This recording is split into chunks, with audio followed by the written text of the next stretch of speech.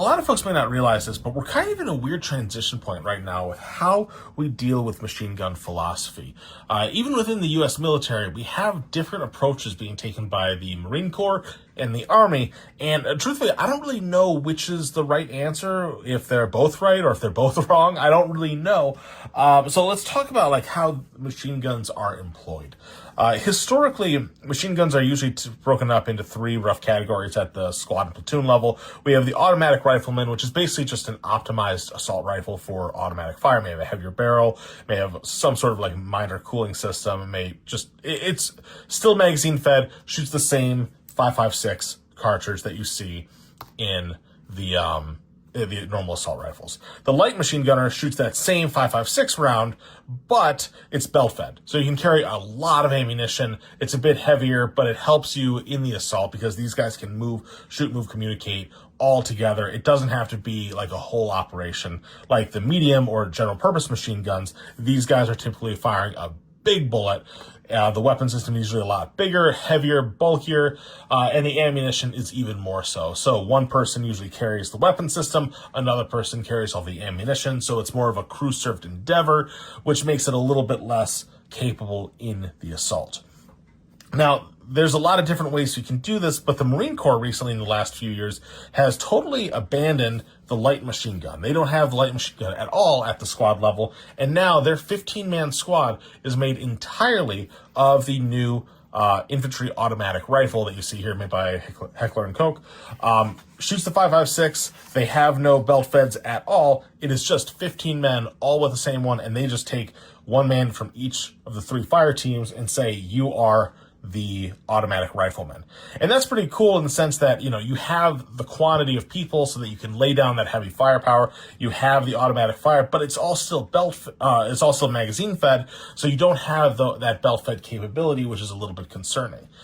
Meanwhile, the Army, on the other hand, has adopted the new M7 rifle and the new M250 medium machine gun, general purpose machine gun, this guy right here, which is interesting because it's actually a bit lighter by 5 pounds. They lightened this up quite a bit so that you can actually take this machine gun into the assault more easily than you could the old M249.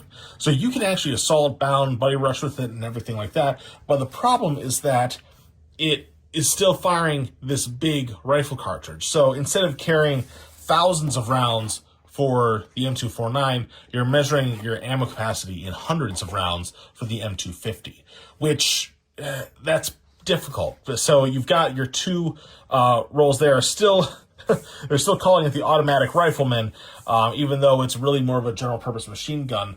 And we're just gonna have to see how this plays out. Like I said, I don't really know which is right and which is wrong. Because on one hand, like I said, I like how this is set up with so many automatic riflemen.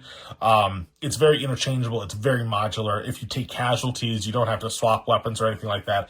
You just have your infantry automatic rifle and you have that automatic firepower, but I feel like there should be a light machine gun in here to provide that little extra bite. Meanwhile, the Army has gone full bite, and you just have a weapon system that can reach out farther, penetrate heavier, just really have that extra venom in the fight. But the problem is, do you have that staying power? Do you have the logistics in the next war, battle, whatever, to resupply this? And so I wonder about the staying power there. How long can this squad stay in the fight? I don't know. I don't know how it's going to play out.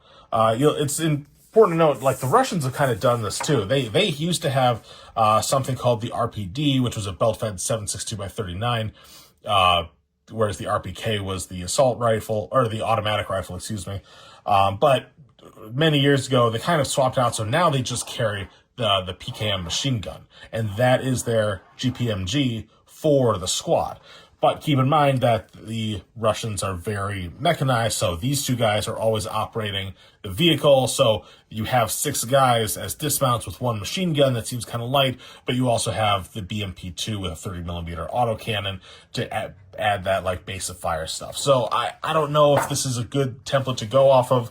I feel like we're just going to have to wait and see. Maybe we're going to find out that this does really, really well in high attrition, high casualty, island hopping type amphibious operations, and this does really, really well in like an Eastern Europe type theater where we're, fighting Russians or whatever, or vice versa. Maybe we may find out that it's different. Let me know what you think down in the comments, because I'm still kind of trying to figure out which one I prefer, or if there's one that I dislike more. I'm not really sure.